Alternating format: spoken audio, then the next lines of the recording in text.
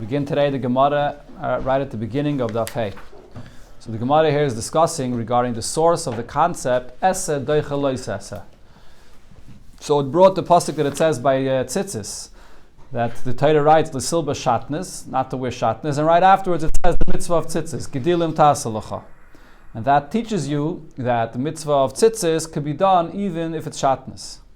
Okay, and the Gemara went through a whole arichas to explain, especially according to Rabbi Yehuda. The Gemara said Rabbi Yehuda's opinion is we don't learn out from smuchim when you have two psukim that are near each other, unless there's something extra here or there's something that's unusual with the pasuk. And the maskana of the Gemara was that what's really extra in this pasuk? The Gemara went through really like silba shatnez is not an extra pasuk. What was extra is the words tzemer upishtim. When the pasuk describes that it's wool and linen, that's extra. Why? Because Rabbi Shmuel said the Torah already one time by Negoyim wrote Tzemer Pishtim to let me know that anytime it says in the Torah Begodim, it means Tzemer Pishtim. So why does the Torah have to spell out Tzemer Pishtim here again? That's the extra pasuk, and therefore it's a smuchin to teach me that for tzitzis you can have even shatnez. So that's the source of Esa Doicha Lois Esa. That's the conclusion of the whole discussion the Gemara had.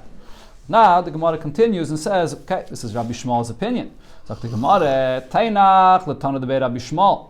This is true according to the Tana by Rabbi Shmuel that said that Tzemer Pishtim is extra. But l'Rabbanan minalahu. According to the Rabbanan that disagree with this, and the Torah has to tell me Tzemer Pishtim, it's not extra words. I don't know automatically that every beged in the Torah means wool or linen, wool and linen, or wool or linen. So minalahu, how do they know this concept of Ese Doicha Lois Ese? Okay, so the Gemara answers and brings a completely different pasuk. Nafkaluhu mei Roishai. They learn it out from a pasuk of Roishai, and this is a pasuk that's written b'nigeya to a metzayra. What happens with a metzayra? He has to cut all of his hair off, just to basically shave all hair of his body off, and then afterwards he counts 7 days. When it comes the 7th day, he has to again cut all the hair of his body off. So the Bryce here says as follows: the Tanya Roishai, when it says here to cut the hair of his head, ma tamad loima. Why does it have to say? So if you look there in the pasuk, it says in the pasuk that he has to yegaleach es kol sarei. You should shave off all of his hair. So once it says all of his hair, why is it necessary for the pasuk to spell out the hair of the head? So the Bryce answers, Lefish and Emma, because there's the lav that says Leisakifu pas reishchem, not to cut off the payis. So it's a lav to cut off the payis. So Shemei ani af metzayrekin. So I would think that lav applies to a metzayre as well, that he may not cut off his payis. Talmud loyma reishai. That's what the pasuk says, that the metzayre has to cut off all his hair, including the hair of the head and including the payis, to tell me what? That the essa of a metzayre is stronger than the lav. So here you see that essa is doicha alois essa. Now Gemara adds to this, v'kesava haitana, the tana of this brayso that's saying that you need this special limud, that you can cut off the payis even when you're shaving all of the hair of your head. So this tana of the brayso holds hakofas kol haroish shmo hakofa, that even when a person cuts off all the hair of the head, that will also be a lav if you include the payis as well. In other words, there's a svara to say, there's an opinion that holds that the whole lav of cutting off the payis is only if you're not cutting off all of your hair. And then, if you cut off the payis, it's a lav. But if a person is shaving all of the hair of his head, including the payis, then the lav of cutting the payis does not apply. But the Tana of this Braisa holds, even if you're cutting and shaving all the hair of your head, including the payis, the lav still applies. And therefore the Torah has to tell me, Roishai, that by the Mitzayra, even though he's doing what would usually be a lav, but over here the mitzvah saseh of the Mitzayra, to shave all of his hair, includes even his payis. So this would be a source to tell me that Ese, Doicha Lois Ese. The Gemara refutes this. The Gemara, we can refute this source. It's not going to be a source for the usual rule that we want to apply also to Yevamos and the Erve to say that Esa Doicha Lois Ese. Why? Mala lav da kofe. When it comes to this lav of cutting off your payis, shekin lav she'ein shava b'koil. This is a lav that's not equal by everybody. It's a lav only for men, not for women. Which means if it's not a lav that's equal by everyone, it's not such a stringent lav. So I can tell you, maybe Ese pushes off a lois Ese when it's not such a strong lav. But maybe for a regular lav that's shava b'koil, that's for men and women and everybody equally, maybe there Ese is not doicha lois Ese. So therefore the Gemara continues and says, Elo asya mizukanei. Again, in the same pasuk, when it describes the mitzayre that he has to shave all his hair, so it says kol sa'aray, then the pasuk spells out roishai, and then it says ve'zekonai, that he has to cut off his beard as well. So why does it have to spell out the beard? So there's another brayso that says the Tanya is a konoi when it spells out in the pasuk that he cuts his beard. Ma tamad loymar. Why does the pasuk have to say this? Lefi shenema, because there's a pasuk that says upaas zekonom lo yigalechu. They should not cut off the corners of their beard. This is actually a pasuk that it says regarding a kohen in Parshas Emor. The emes is the issur of cutting off the beard is also benegay to every yid. But the brayso here is quoting the issur that it says benegay to a kohen, where there's an additional issur not to cut off a beard. And we'll see soon. The Gemara will explain why we're talking about a kohen. But right now, let's see the pshat in the brayso. So shemeya ani, I see from here av kohen mitzayda kain, that I would think that when it says pas kanam lo yigalechu, that a kohen is not allowed to cut off his beard, I would think that's even a kohen, that's a mitzayre, on a seventh day, where he has to cut off his beard. I would think that even then, a kohen cannot fulfill the mitzvah of a mitzayre to cut off his beard, because it's allowed to cut off the beard. That's where the pasuk spells out by the mitzvah of mitzayre to shave all the hair. Zukanai, it says specifically the beard as well, to tell you that he has to cut off his beard. So here I see again the concept that the essay of the mitzayre to cut off his hair is deicha the loisese of a kohen not to cut off his beard.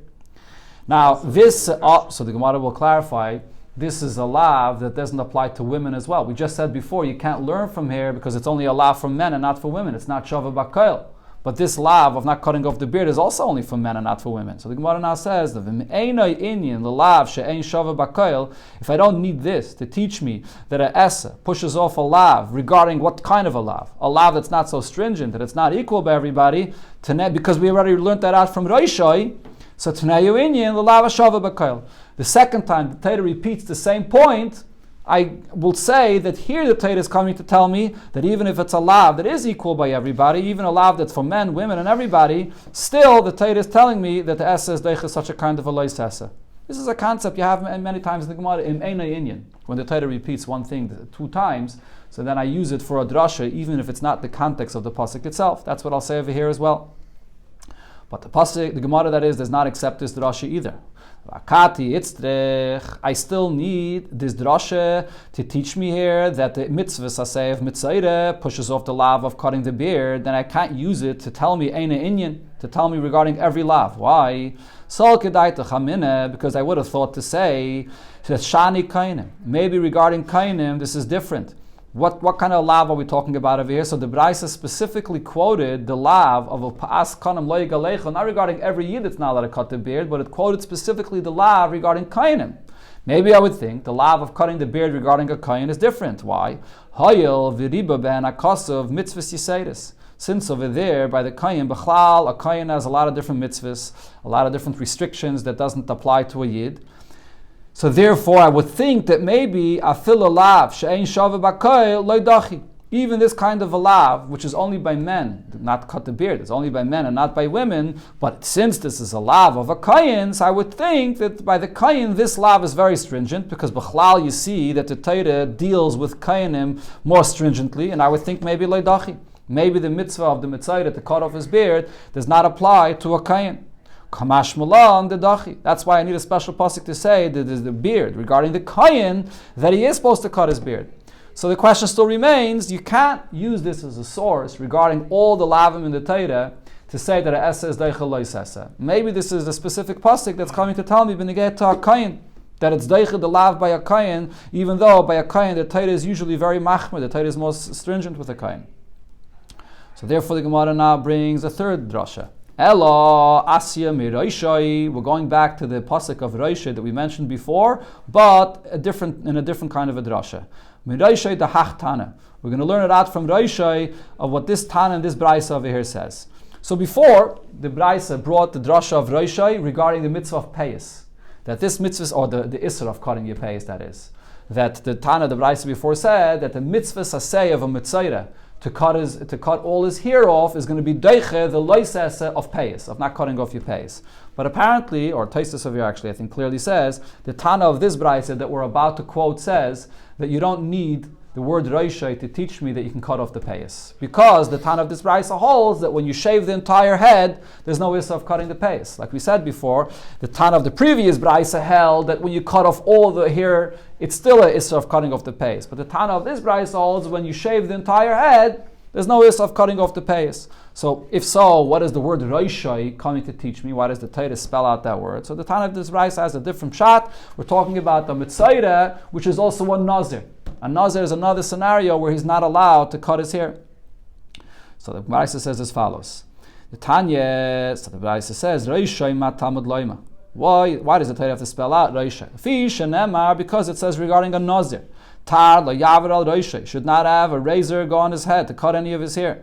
So Shemei Aini, so I would think that this lav of the Nazir, not to cut any hair, I would think af mitzayre v'nazir. It means even a person which is a mitzayre and a Nazir. Or the other gersa over here is af nazir mitzayre, including a Nazir which is also a mitzayre, that he can't fulfill the mitzvah saseh because there's a leisese not to cut his hair. Talmud loima Reishai. That's why the pasuk here has to say Reishai to teach me that even a Nazir does cut off the hair from his head when he's a mitzayre. Okay, so this would be a good source to tell me that a essa is deicha loisese. Like I see when they get to the mitzayre, that the mitzvah to cut all his hair is deicha the loisese of the nazir. According to Ramadan. Yeah, according to this Braisa over here. But yeah. So in fact the Gemara, no, this is not a good source. Why? Ikla mifrach, we could refute this raya, malan nazir mitzayre. When it comes to a nazir, which is a mitzayre, so the lav of a nazir is also not a regular lav. It's more of a lenient lav, so to speak. It's more of a, not the word is not lenient, but it's more of a lighter lav than a regular lav. Sheken yeshne b'shayla, because the whole isser of a nazir is an isser that you can go to a chacham and be matter the neder of the naziris. You can go and ask him that in a certain situation you could be shayl on the naziris. So therefore it's not such a severe lav. So maybe the mitzvah saseh, which is deicha the lav, is only by naziris. But how do you know that a mitzvah saseh is deicha, a regular lav, which applies across the board and there's no option to get out of it? And now the Gemara says, if you're not going to say that nazir is different, and it's a more of a lighter lav, so then you're going to have the following problem. The kaim along, this that we say, the ein esa deicha loisese ve'aseh, that an esse could only push off a loisese. But if it's a loisese and an esse cannot push off both together, a loisese and an esse. But now you may ask the question, ligma min nazir.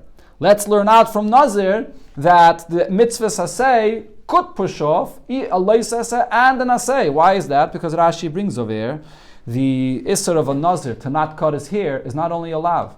It's a lav and an esse as well. Rashi brings the lav, the Gemara brought, tar la yavel adreishay. The mitzvah saseh is kadosh yeh gadol pera, that he has to allow his hair to grow.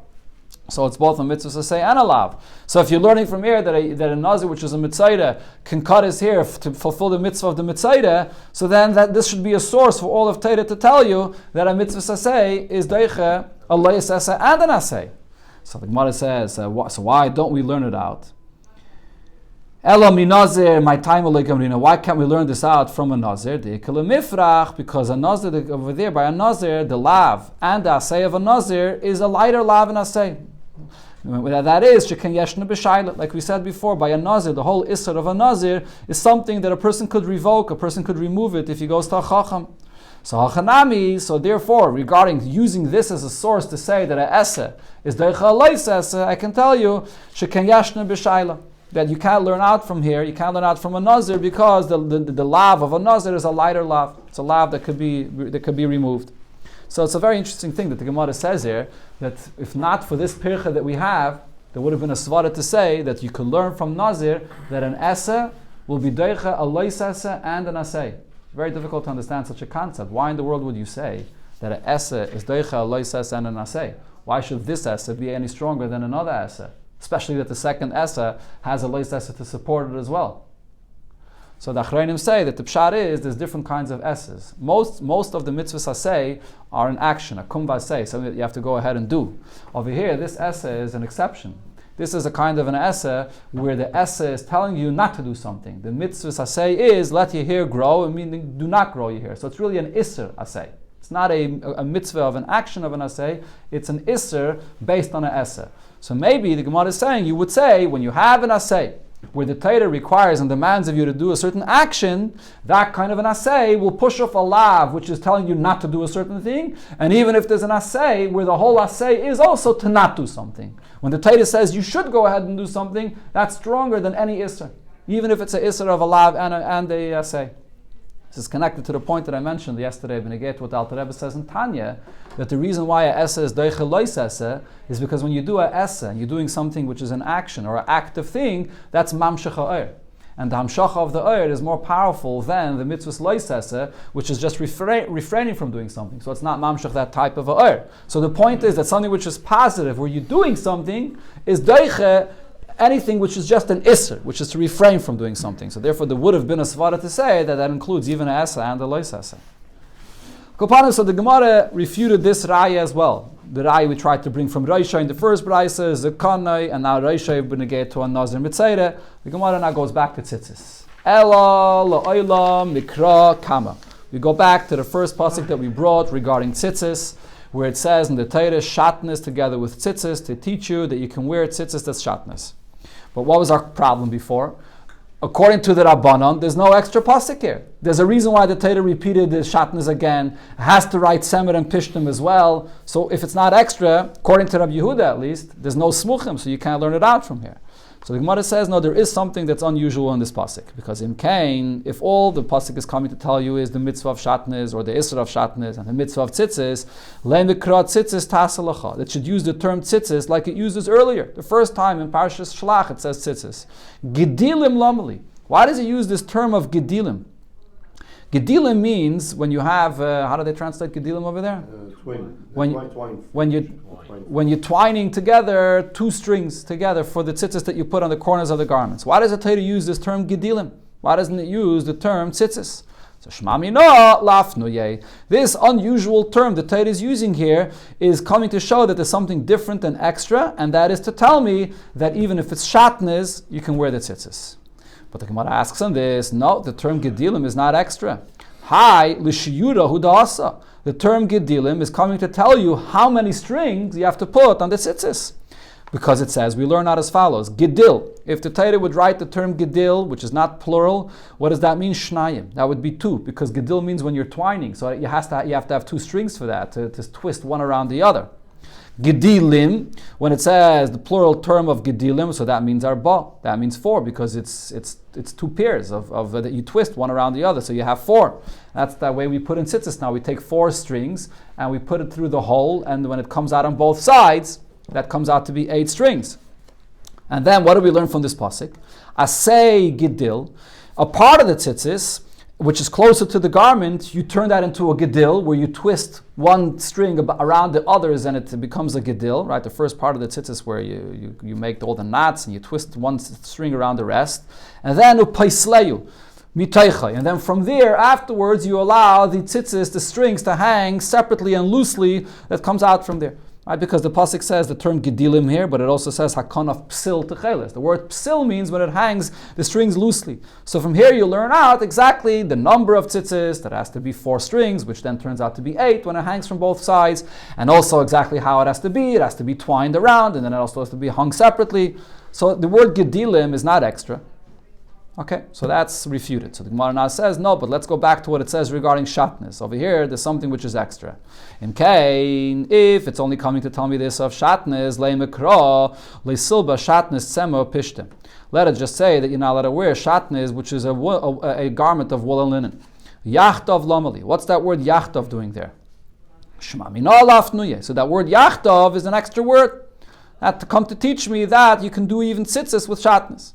The Gemara, Yachtov is not extra. I still need the word Yachtov to teach me that if a person is going to sew together wool and linen, if it's with 2 stitches, then it's considered to be that it's attached, and that's the Isser of Shatnez. Tchifa achas, but if it's 1 stitch, ein chibur, then it's not Yachtov. It's not really one when it's just 1 stitch.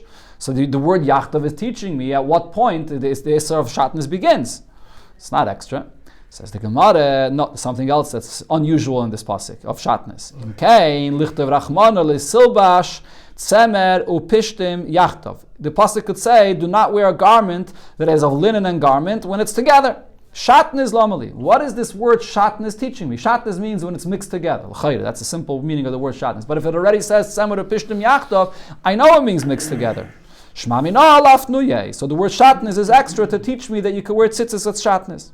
The Gemara says, no, the word shatnez is also coming to teach me something. I still need the word of shatnez to teach me the following halacha, that when does the isra of shatnez apply? Achi shua tovoi v'nuz. That the isra of shatnez only applies if the material that you're using is shua, it's combed out smoothly. And tovoi, I think it means spun. The shua means combed, and tovi means it's spun into a thread. And nuz means that it's woven together. It's woven properly together. That's Rashi's pshat. So only when you have a properly spun and it's combed and spun and woven together, that's when the isra of shatnez applies. Otherwise not. So the word of shatnez is teaching me the halacha of the isra. Okay, so the Gemara concludes, Ela kula mishatnez nafka. Okay, that we learn both the halacha of shatnez itself and also the halacha b'nigeya to the isser of shatnez, that it's allowed b'nigeya to tzitzis. You could learn it out from this word of shatnez itself. Now the Gemara doesn't explain this, but if you look into Rashi, so Rashi here says, because if the point that the pasuk was trying to say is that you can wear tzitzis, that's shatnez, so then it would not have to say the word shatnez. It could say the word klayim. Klayim means mixed together.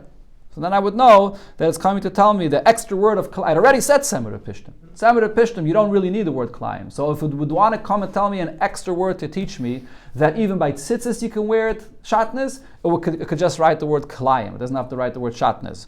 Why does it write this unusual word of shatnez? To come and teach me b'negayet to shatnez, that it has to be shua, tovi, v'nuz. All these three details, and only then are you over the lav of shatnez. On the other hand, that is, if the Torah would only want to come and teach me the halacha b'negayet to the isser of shatnez, that it has to be shua, tovi, v'nuz, and it's not coming to teach me anything b'negayet to tzitzis, so Tosfos says, then the Torah would not write it as one word, shatnez. The Torah would write shua, tovi, v'nuz. That's the plain way how to write it. Why does the Torah write shatnez in one word? It's a very unusual way of writing it. So because the Torah wrote it in an unusual way, that teaches me that there's something unusual about this pasuk, and therefore we can say that the smuchin to tzitzis is a drasha. The point is that in order to, that a smuchin, that when you have two psukim that are near each other, should be darshan, there has to be something unusual about the pasuk. What's unusual about the pasuk? The fact that it writes it shatnez and not shua, tovi, v'nuz.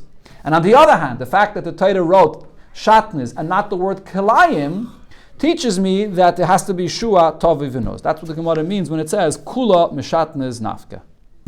Okay, so this is... Do we have a direct proof for Esadei Chalais? This is the source. This is the conclusion of the sugya. This is the source of the Gemara. Esadei Chalais. So the conclusion of the Gemara is that you'll learn it from tzitzis. That tzitzis is allowed to be worn shatnez, even though it's a lav. It comes out that you're just learning it. You have no other choice. This is listen, the Chazal are telling us the word shatnez, this is a smuchin here. And the smuchin is a good smuchin because it's something unusual. Just to finish off, we're going into another sugya, this inyan b'negayet to tzitzis, that it's allowed to be shatnez. So there's a sicha in Chelik Lamed Vav, Parshas Tetzaveh, where the Rebbe speaks about the inyan barichis. It's high b'negayet to tzitzis, and there's another exception, b'negayet to big day kahuna, by the avneit, that it's made shatnez. And over there it's like mamash mitzvah, it's supposed to be made with shatnez. The Rebbe explains that be'emes, the whole union of shatnez, the reason why it's osir is because it says two reasons. One reason it says is because there's a taruvis, there's a mixture of koiches of kedusha and koiches of klippah that you're mixing together. Another hasbet it says is that even in kedusha gufa you have chesed and gvura, and the Eibishter created chesed and gvura. Everything has its place that it's supposed to be in the world. But when it comes into a mitzvah, in the world of a mitzvah, there's no klippah. Even if the tzemer and pishtim, if it ever brings there from the tzemach tzedek, that pishtim here lamata has a pesakayach of klippah, but in its shayrish lamayla, it's only kedusha. Adarabba, big day kahuna on Yom Kippur was made only from pishtim, from bad. So therefore, in a mitzvah, there's no issue of shatnez. And when you come to a mitzvah, you stand in front of the Eibishter himself and you do a mitzvah, so then chesed and gvura could be together, there's no contradiction between them. That's the reason why, this is a source, but this is the hezbollah specifically over here, why there's no problem of shatnez regarding the mitzvah. But now the Gemara goes further and says, Ashkechon, what we find is the Asi Ese V'dachi Lois Ese Gereide. That an Ese who has the koyach to push off a Lois Ese, if it's just a Lois Ese. But loisasa sheyesh by kares. How about the loisasa that there's kares in this, which is what we're talking about here, right? Because we're talking about the loisasa of an erva where there's a kares, and the question is whether the mitzvah of yibum would be strong enough to push off that loisasa. That's what it's mashma. That's why we need a special pasuk to teach me that there's no yibum when there's an erva. So from where do I know this? From where do I find that it pushes off even a loisasa that has kares? The itzrich alel lemeisra, and that's why the Braisa before needed a special pasuk to say that by a chayz isha and any arayis that the mitzvah of yivum does not get pushed off because of this, because it's a leisas sheyesh bekaris. Why do I need a special pasuk from that? Why would I think that a esa would be deiche a leisas sheyesh bekaris? So the Gemara is going to try a few options here. Let's see. If you'll say neiluf mimila, we can learn this out from a bris milah. A bris milah is a mitzvah saseh, and it's daiche Shabbos. Shabbos is a issa that there's kares for it. If you do it b'mezid without asra, so we see that the mitzvah of milah is daiche Shabbos, where there's kares. The Gemara says you can't learn it from there. Mala milah is a very powerful mitzvah. Shekem nichresu aleh shlosh esrei brises. When you look in Parshas Lech Lecha by the mitzvah of milah, the Torah repeats the word bris 13 times. That shows how powerful this mitzvah is. Now you want to learn it out maybe mi Pesach and Korban Pesach. It's the same thing. If Erev Pesach falls out on Shabbos, so then you could bring the Korban Pesach even on Shabbos. So even though Shabbos is a Esa Sheyesh Be'Kares, but nevertheless the mitzvah of Pesach is Deiche the Loisesa of Shabbos. Says the Gemara, you can't learn out from there either. Mala Pesach Sheken Kares. The mitzvah Saseh of Pesach also has Kares. Just like the lav of Shabbos has Kares, the mitzvah has Kares. That's why it's Deichet. Now you may say a third source, mitamid. Learn it out from the Korban Tamid that can be brought on Shabbos as well. The Korban Tamid is not a mitzvah saseh that has kares, and it pushes off Shabbos, which has a loisasa that has kares. But you can't learn it out from Korban Tamid either. Mala Tamid shekain tader. Tamid is a very powerful mitzvah because it's a mitzvah that's constant every day. The Korban Tamid in the morning and in the evening. So the Gemara says, okay, michade loyasya. You can't learn it out from one of these. Each one of them there's a pirche. Teisi mitarti. Maybe you could learn it out from two together. Right? The concept over here is if you can't learn it out from one alone because it has a special chumrah, but if you combine two of them, so then you could say, I find the same halacha in two places. That proves to me that it's not the individual chumrah that one of them has that's causing this halacha. I could combine two of them even though they don't necessarily share the same chumrah. Says the Gemara, from which two are we going to learn out? Mahai Taisi. Mimilu Pesach, you're going to learn out that Esa is Deicha Loisesa, even if it has Kares from Mila and Pesach together, that are Deicha Shabbos, but Sheken Kares. Both the mitzvah of Mila and the mitzvah of Pesach are two mitzvahs Aseh that they themselves are Chiyav Kares. Mi Pesach u Tamid, if you're going to want to learn it out from the Korban Pesach and the Tamid together, Shekain Tzayirach Gevaya. These are two very powerful mitzvahs because these are mitzvahs that are Tzayirach Gevaya, karbanos that you're bringing in the Beis HaMikdash. So how can you learn from there regarding any other mitzvahs Saseh? Mi Mila Tamid, if you want to learn from the Mila, from the mitzvah of Mila and Tamid together, you also can't learn from there because they're also stronger mitzvahs Saseh. Why? Shekain Yeshna Lefnei Adibur. These are two mitzvahs that you find that Yidden fulfilled already even before Matan Torah. Mila, we know, of course, is before Matan Torah. Avram Avinu got the mitzvah of Mila, and even Korban Tamid, Yidden fulfilled before Matan Torah. And the Gemara here brings, we learned this in the Gemara of Chagige, Va'aliba demanda Amar, according to the opinion that says, Oyla, She'ekrivi Yisrael ba'midbar, when the Yidden brought the Korban Oyla and the Midbar before Matan Torah, Oylas Tamid Hava. It was the Korban Oyla. When it says there, Vayalo Oylis, before Matan Torah, it was a Korban Oyla. So we see that this is a mitzvah even before Matan Torah. They brought it once, or they brought it once? They brought it then once before Matan Torah, and then Yidden continued throughout the time when they were in the Midbar. But we see that they already started bringing it before Matan Torah. Umikulu nami, not to combine all three, that to learn out from all three together to say that you see over here by all three that the Esa is Deicha Loisesa Sheyesh Be'Kares, and they don't share the same chumris, the same maila. So maybe I could learn from all three together to say that the Esa is Deicha Loisesa Sheyesh Be'Kares. So in Mekul Nami, you can't learn it out. You can Yeshon Lefnei Adibur. All three of them are before Matan Torah. Mila is before Matan Torah, Pesach and Mitzrayim, and the Talmud before Matan Torah as well. So how can you can't learn out from any of these three, not from Pesach, not from Mila, and not from Talmud. Now, the Gemara is going to bring up Kibbud Aveim in the continuation of the Gemara. There will be a long sugi here about Kibbud Aveim.